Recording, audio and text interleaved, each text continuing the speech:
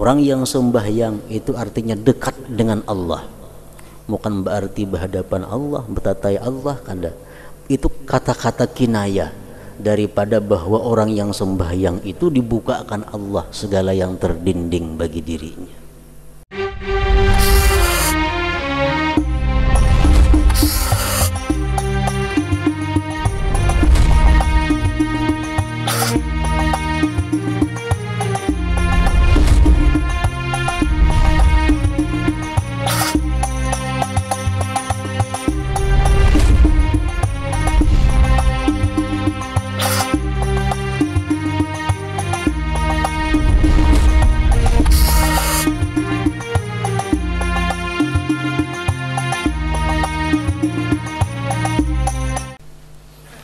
Bismillahirrahmanirrahim.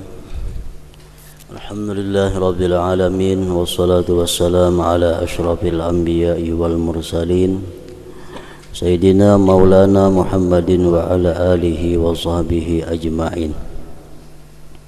Qala al-musannif al-imam Abu Hamid al-Ghazali rahimahullah wa nafa'ana bi'ulumih.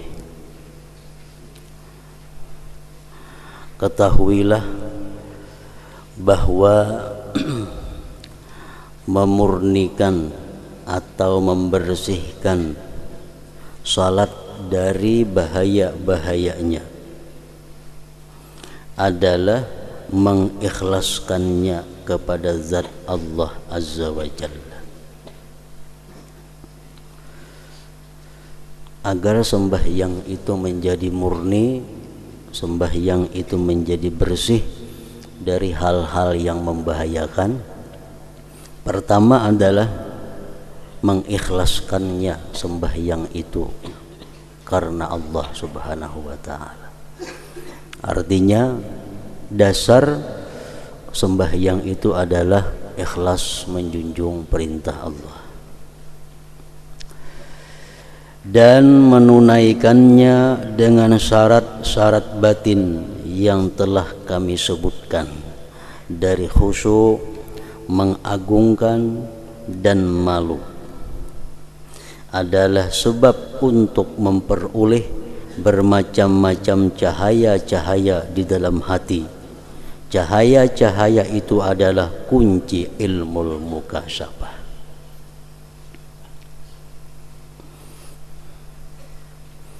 Di dalam istilah tasawuf itu ada dikenal ilmu mukasyafah, ada pula disebut ilmu muamalah. Ilmu muamalah itu ilmu spesial untuk membersihkan diri dari segala sifat yang tercela dan memperhiasi diri dengan sifat-sifat terpuji. Itu disebut dalam tasawuf ilmu muamalah.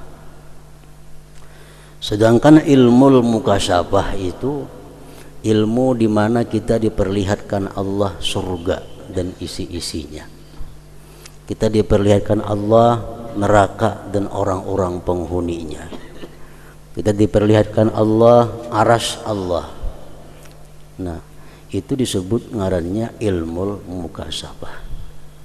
Ilmu mukasyafah itu biasanya kada bisa diperoleh kalau kita belum mengamalkan ilmu muamalah tadi. Ilmu di mana kita membersihkan diri dari sifat yang tercela dan menghiasinya dengan sifat yang terpuji. Ilmu mukasyafah itu bisa kita diberi Allah kalau sudah hati kita bersih. Kalau sudah hati kita bisa menerima cahaya-cahaya ilahi.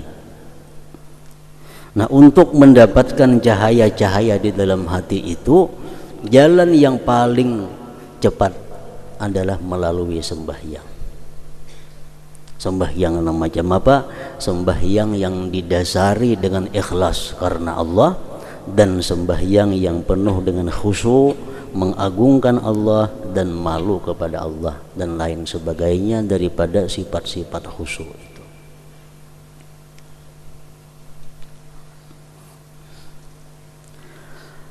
Para wali Allah yang dikasyafkan, dibukakan dengan kerajaan langit dan bumi, dan rahasia-rahasia ketuhanan itu mereka hanyalah dikasapkan, dibukakan di dalam salat. Ada yang bisa menjelaskan bahwa surga itu macam ini bentuknya. Ada yang bisa menjelaskan sirat, titian sirat itu macam ini.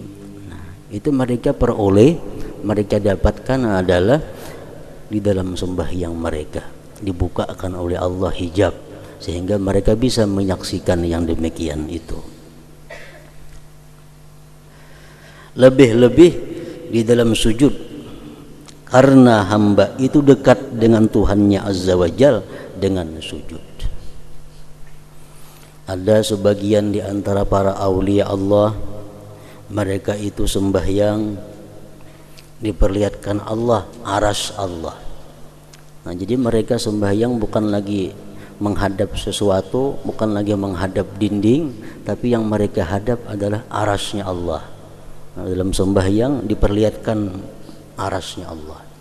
Ada yang dalam sembahyang diperlihatkan Allah surga dan nerakanya. Nah, itu ngarannya adalah mereka dapat ilmu mukasyafah tadi dengan melalui sembahyang. Oleh karena itu Allah Ta'ala berfirman, wasjud waqtarib, surat Al-Alaq 19. Artinya sujudlah dan mendekatkan dirilah. Waktu sujud itu waktu yang paling dekat kita dengan Allah Subhanahu wa Ta'ala. Jadi apabila ada istilah dekat dengan Allah bukan diartikan dekat makani, dekat tempat, bukan itu maksudnya. Allah Maha Suci daripada bertempat. Yang dimaksud dengan kita dekat dengan Allah artinya dekat dengan rahmat yang khusus dari Allah, dekat dengan petunjuk yang khusus dari Allah, dekat dengan anugerah Allah. Itu artinya dekat, bukan dekat lawan nang bertempat macam ini, betata yang memangnya kada macam itu.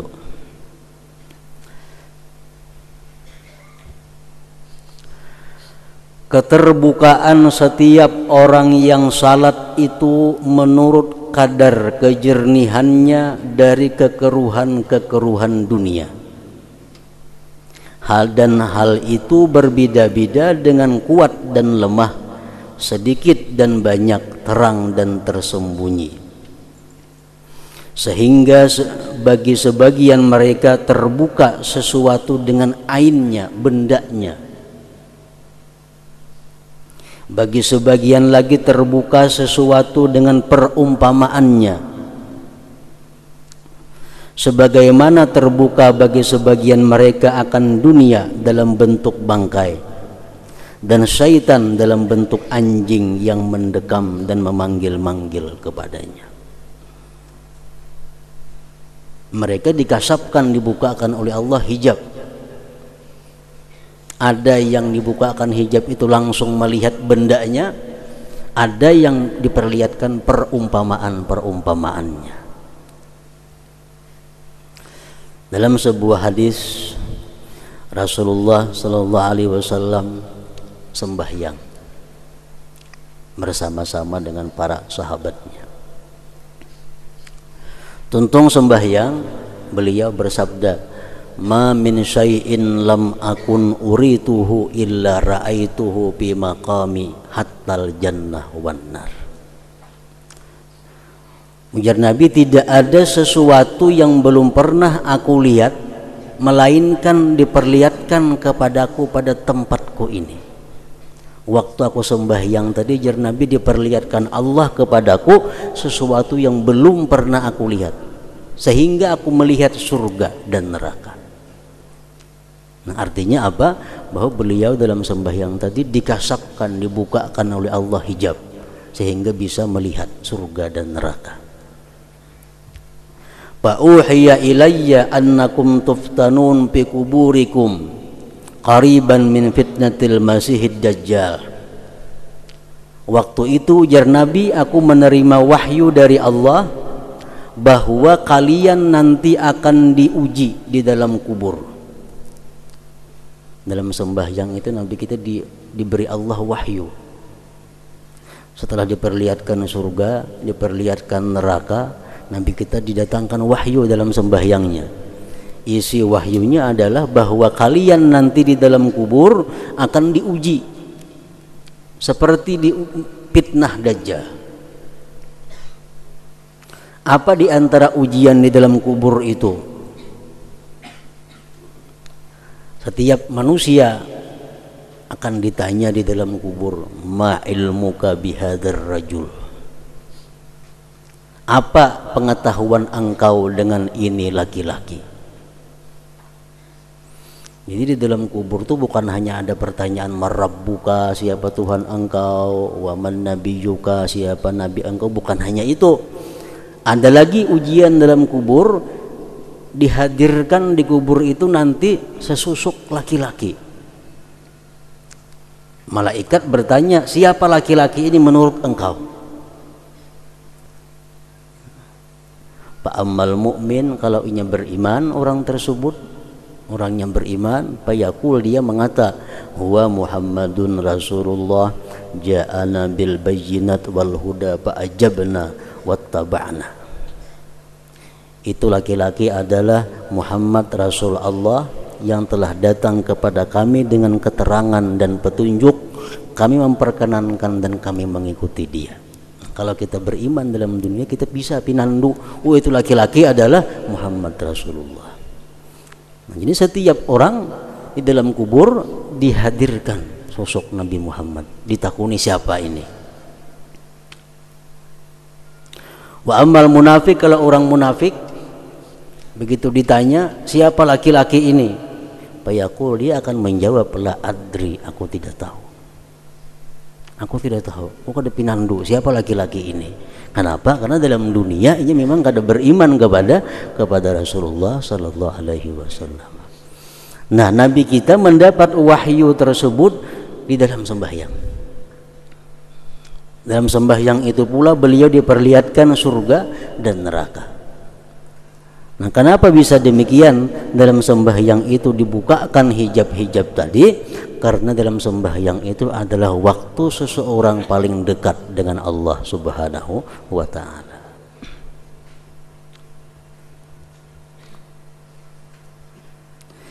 Berbeda juga mengenai sesuatu yang padanya terdapat mukasyafah. Macam-macam orang dibukakan Allah dalam sembahyang itu. Sebagian dari mereka terbuka baginya sebagian sifat-sifat Allah Ta'ala dan kebesarannya. Bagi sebagian mereka sebagian perbuatan-perbuatannya Allah. Dan bagi sebagian mereka terbuka sebagian dari halus-halus ilmu-ilmu muamalah. Mereka dapat ilmu-ilmu muamalah, ilmu-ilmu cara pembersihan diri. Mereka dapatkan yang halus-halusnya di dalam sembahyang. Itu berkat sembahyangnya yang ikhlas dan sembahyangnya yang khusyuk tadi. Dalam satu kali sembahyang Rasulullah SAW pernah terjadi. Sahabat melihat Nabi kita, parahatan sembahyang itu sidin ada menjangkau sesuatu. Perhatian sembahyang Nabi kita ada menjangkau. Mbah itu mundur, Nabi kita mundur dari tempat berdiri sih. Ini perhatian sembahyang. Sahabat berkata, qad ra'ainaka tanawata syai'an fi maqamik summa ra'ainaka ka'ka'ta. Wahai Rasulullah, kami tadi lihat pian ada menjangkau sesuatu, kemudian pian mundur. Qala, berkata Nabi, inni ra'aitul jannah. Pertama tadi aku melihat surga. Di dalam sembahyang tadi aku melihat surga. Panawaltu unquda, aku menjangkau setundun buah. Setundun buah ada, aku ambil aja Nabi kita. Walau asabtuhu lakum la akalatum minhu ma baqiyatid dunya. andai kata aku dapat mengambil buah tadi ya Nabi, unjuk lawan ikam makan, rasanya kada habis sampai habis ini umur dunia. Ya sahabat tadi melihat ada Nabi kita ada menjangkau sesuatu. Wa uritun nar, dan yang kedua ya Nabi aku mundur, aku melihat neraka. Aku melihat neraka. Falam ara manzaran kal yaumi qattu abza, tidak pernah aku lihat pemandangan yang paling seram daripada itu. Melihat neraka Nabi kita. Wa ra'aitu aktsara ahliha, dan aku lihat umumnya penghuni neraka itu an-nisa, perempuan. Diperlihatkan Nabi kita oleh Allah Subhanahu wa taala dalam sembahyang.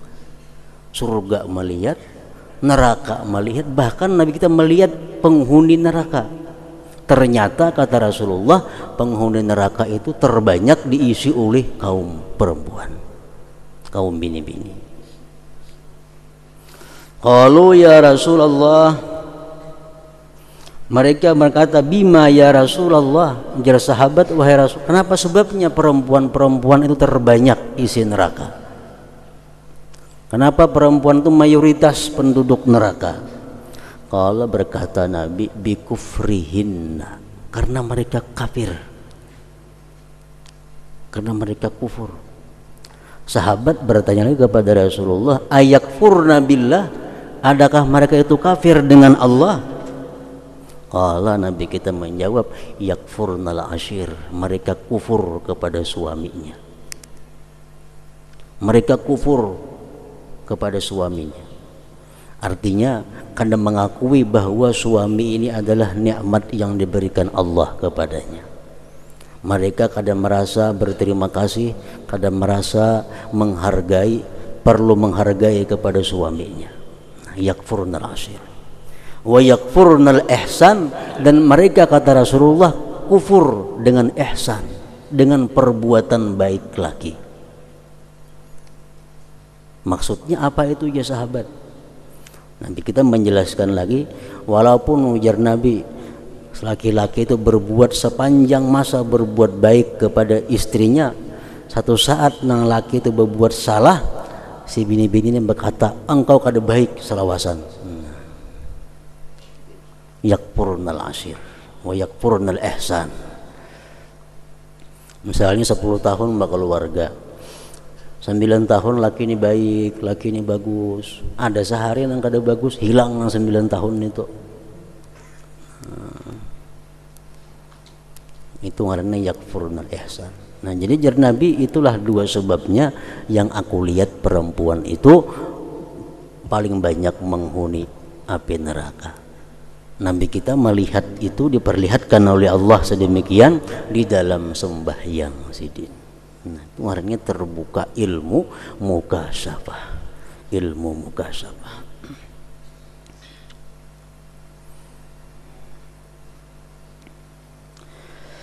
Untuk menentukan makna-makna ini ada setiap waktu sebab-sebab yang tersembunyi yang tidak terhitung.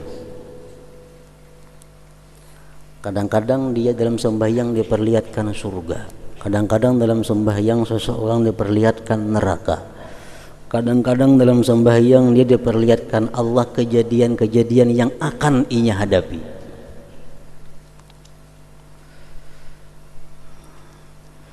Itu bermacam-macam.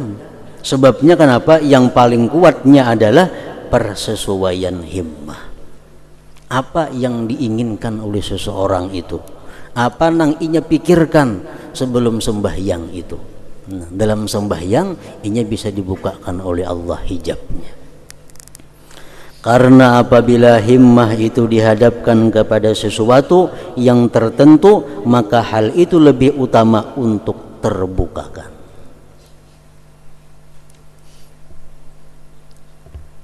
Kita ingat kisah manaqib Imam Ghazali dan adiknya Ahmad Al-Ghazali. Imam Al-Ghazali jadi imam di masjid. Nang ading Ahmad Al-Ghazali mengikut di belakang. Tahu-tahu Ahmad Al-Ghazali mufarakah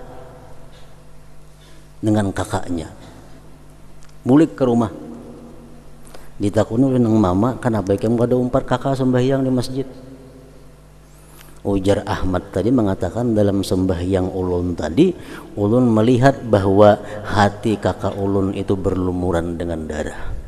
Nah, ini namanya ilmu mukasabah. Dalam sembahyang dia diperlihatkan Allah, hati imam itu macam apa.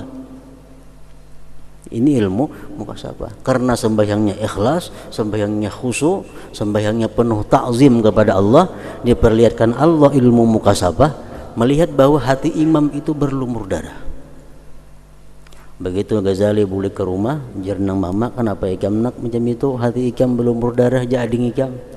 Jar Ghazali, benar, ulun waktu sembahyang tadi ulun keingatan ulun mengarang tentang babul haid, mengarang kitab tentang babul haid. Kan haid membicarakan darah. Nah, sampai dalam sembahyang tak ingat karangan seorang itu babul haid, berarti hati berlumuran dengan darah. Nah, makmum nang di belakang dibuka akan ilmu mukasabah, melihat dia hati imamnya.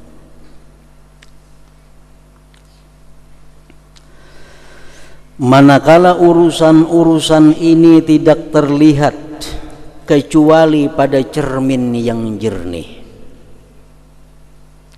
perkara-perkara seperti surga, seperti neraka, atau bagian-bagian gaib lainnya, itu kada akan bisa terlihat kecuali pada cermin yang jernih. Hati yang jernih maksudnya. Menceramin tu kabur, siapa aja behumbayang ngas itu kada kelihatan. Ceramin kabur, walaupun nang bungas diceraminakan, ya itu kada baik. Nang kada bungas sama, makinnya kada baik lagi. Kenapa? Cerminnya kabur. Artinya padahal waktu kita sembahyang itu Allah menebarkan berbagai macam ilmu mukasabah kepada kita. Cuma karena cermin kita ini kabur, kada kau menangkap. Cerminnya ada, cuma kabur. Padahal seluruh cermin itu kabur. Artinya sebijian cermin itu kabur, maka terhalanglah petunjuk daripadanya. Ada kau melihat, bukan karena kikir dari pihak zat yang memberikan kenikmatan petunjuk, bukan karena Allah kikir dengan hidayahnya, bukan karena Allah kikir memberikan ilmu mukasabah kepada kita, bukan, tetapi karena keburukan bertumpuk-tumpuknya kuturan pada tempat penerimaan petunjuk itu. Nah, karena wadahnya ini nang kada kawa diandaki itu.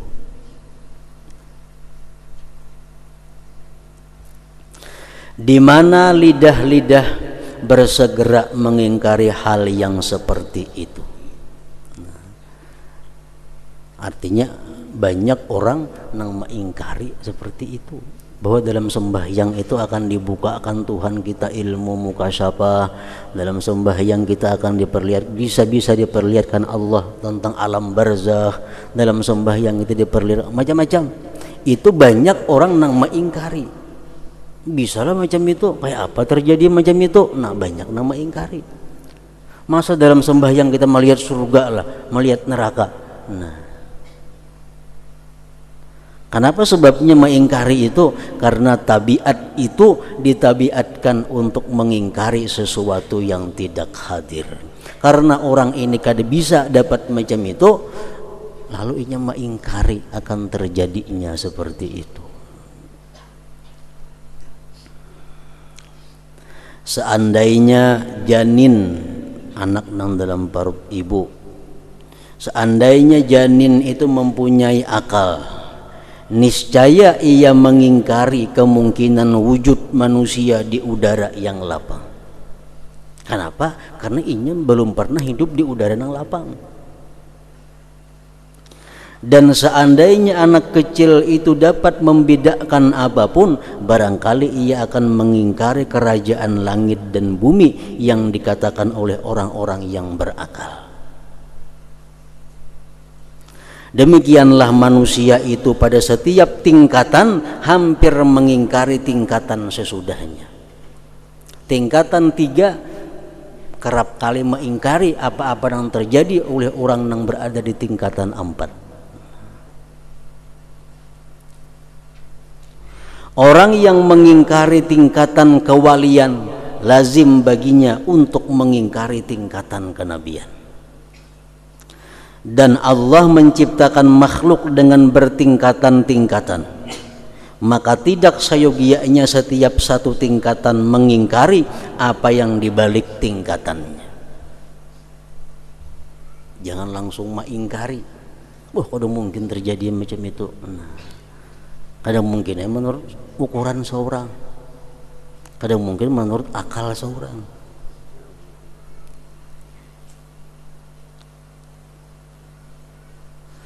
Namun manakala mereka menuntut hal ini untuk perdebatan dan pembahasan yang mengacaukan, dan mereka tidak mencarinya untuk menjernihkan hati dari sesuatu selain Allah Azza wa Jal, maka mereka kehilangan dan mengingkarinya.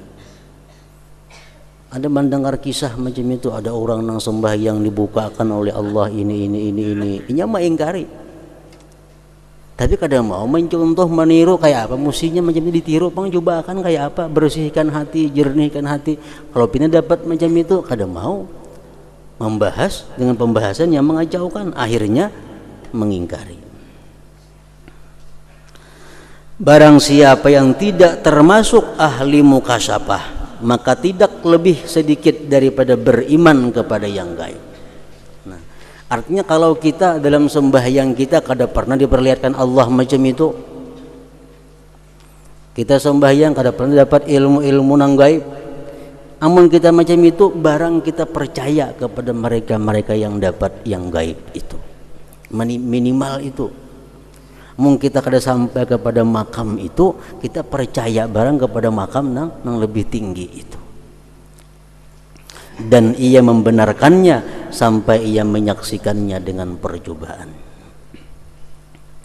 Di dalam hadis terdapat, innal abda idza qama fis shalah rafa'allahu subhanahu al-hijab bainahu wa baina 'abdihi wa wajahahu bi wajhihi wa qamatil malaikatu min ladun mankibaihi ilal hawa yusalluna bi salatihi wa yu'minuna ala du'aihi wa innal musalliya la yansuru alaihi albirru min ananis sama ila mafriqi ra'si wa yunadi munadin law alima hadzal munaji may yunaji maltafat wa inna abwabas sama tuftahu lil musallin wa inna Allah azza wa jalla yubahi malaikatahu bi 'abdihil musalli.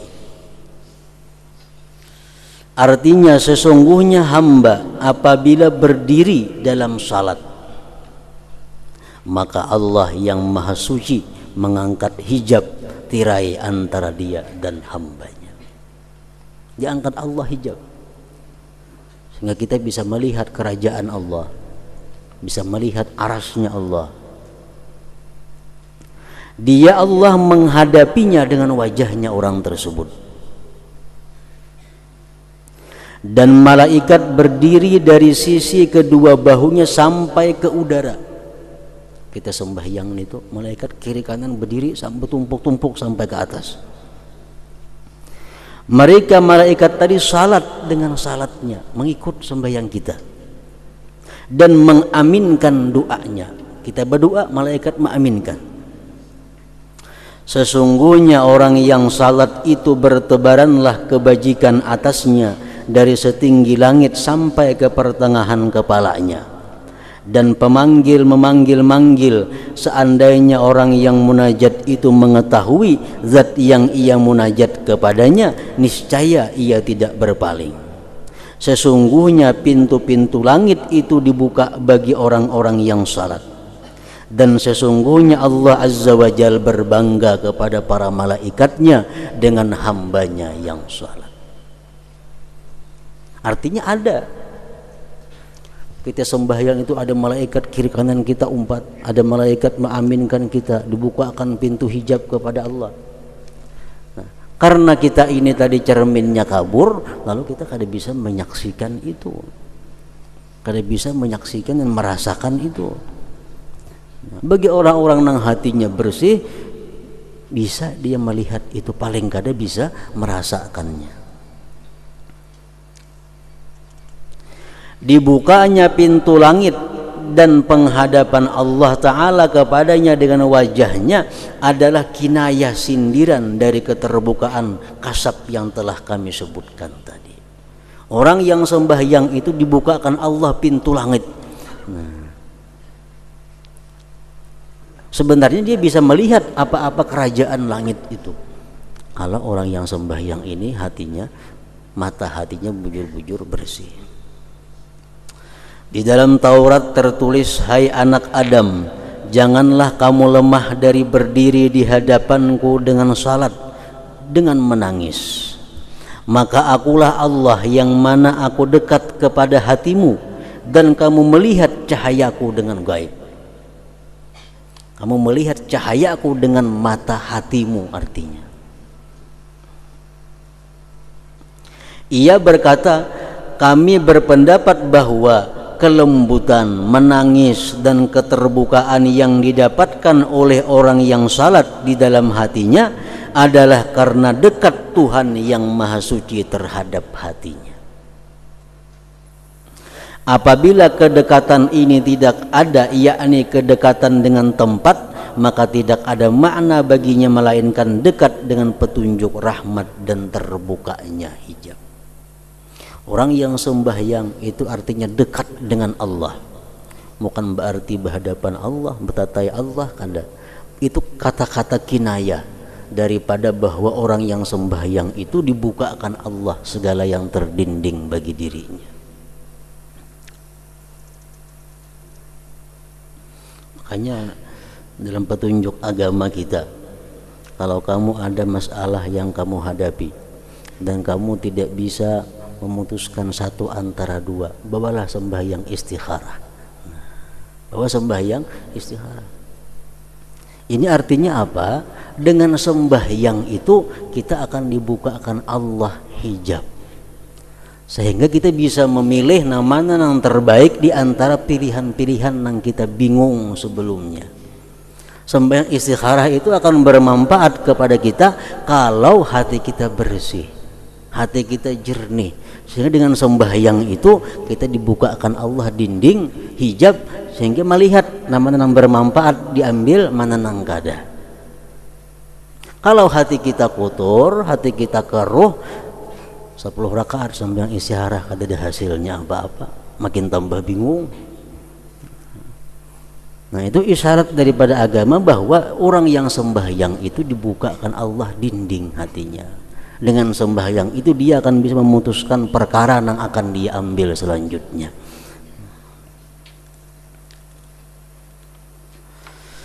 Dan dikatakan sesungguhnya apabila hamba salat 2 rakaat, maka kagumlah terhadapnya 10 baris malaikat. Setiap sab baris daripadanya ada 10.000 malaikat, dan dengannya Allah berbangga kepada 100.000 malaikat. Kita ini sembahyang, malaikat kagum dengan kita, malaikat salut lawan kita, malaikat iri lawan kita. Kenapa sebabnya?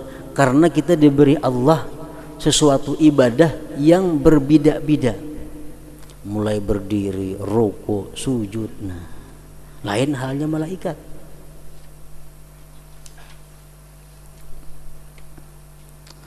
Demikian itu karena hamba itu di dalam salat telah menghimpunkan antara berdiri, duduk, ruku dan sujud. Allah memisahkan hal itu atas 40.000 malaikat. Ada malaikat yang berdiri tidak ruku sampai hari kiamat. Ya Tuhan, malaikat kelompok ikam ini kau perintahkan hanya ruku aja boleh semacam sampai hari kiamat.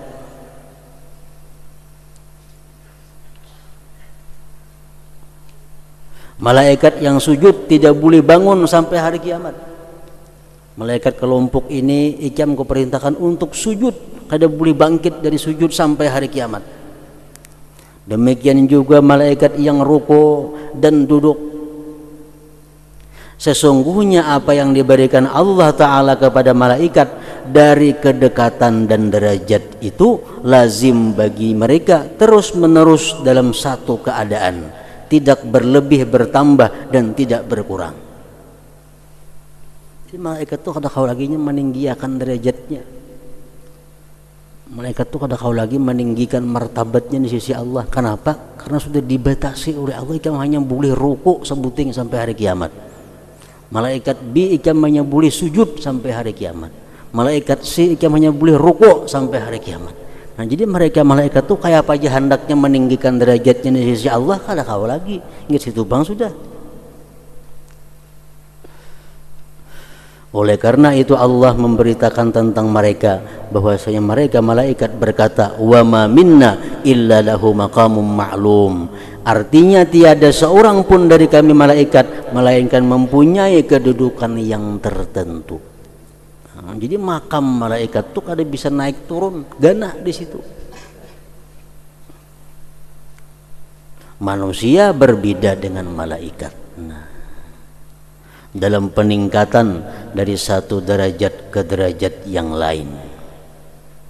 Karena sesungguhnya manusia selalu mendekatkan diri kepada Allah Ta'ala, lalu ia mengambil faidah akan tambahnya dekat kepadanya. Ada malaikat yang diberi Allah tugas mengucap subhanallah wa bihamdih, itu lagi sebuting baca harus ikam sampai hari kiamat. Ada malaikat yang ditugas oleh Allah membaca la ilaha illallah sampai hari kiamat. Dia boleh beralih-alih amalan, enggak boleh. Nah. Jadi malaikat itu kagum dengan manusia ini. Karena manusia bisukan bisa membaca salawat, kamarian bisa membaca Al-Quran, malam bisa membaca zikir, sembahyangnya ada ruku, ada sujud, macam-macam tingkah laku ibadah. Sehingga derajat manusia selalu naik, selalu bertambah.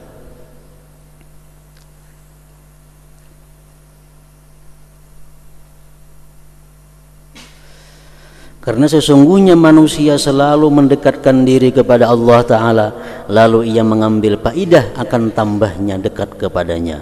Sedangkan atas para malaikat alaihimussalam, pintu tambah dekat itu tertutup.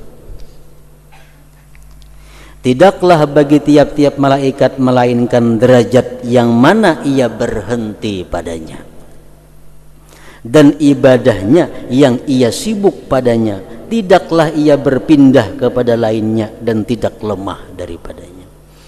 Jadi malaikat disuruh sujud sampai hari kiamat. Ini kada kau bertambah pada itu dan kada kau berkurang pada itu. La yastakbiruna an ibadatihi wa la yastahsirun yusabbihuna al-laila wan nahar la yafturun. Artinya mereka malaikat tidak mempunyai rasa angkuh untuk menyembahnya Allah, dan tiada pula merasa letih. Mereka selalu bertasbih malam dan siang, tiada henti-hentinya. Ada malaikat yang ditugasi Allah membaca subhanallah walhamdulillah wa la ilaha illallah wallahu akbar sampai hari kiamat. Ada malaikat yang ditugasi Allah khusus untuk mendoakan pulan bin pulan sampai hari kiamat. Itu penggawiannya. Kunci tambahnya derajat adalah salat. Kunci bertambahnya tingkatan manusia di sisi Allah adalah salat.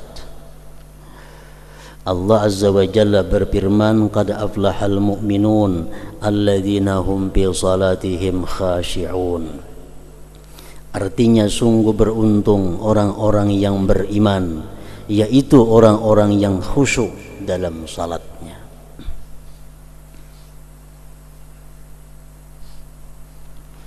Allah memuji mereka setelah iman dengan salat yang khusus, yaitu salat yang disertai dengan khusyuk.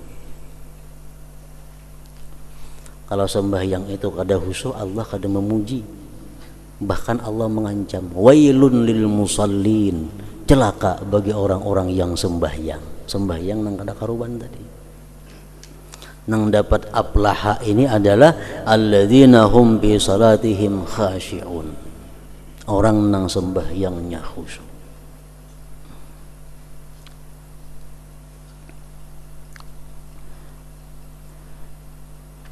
Kemudian Allah mengakhiri sifat-sifat orang-orang yang beruntung dengan salat juga.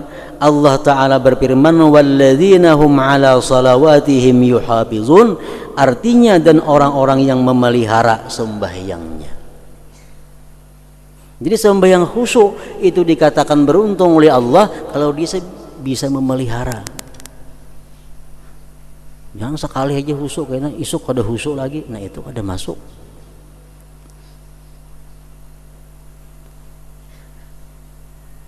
Yang Allah katakan beruntung tadi orang yang khusyuk dan bisa memelihara. Kemudian Allah berfirman mengenai buah sifat-sifat itu, faulaika humul warisun alladzina yarisunal firdausa hum fiha khalidun.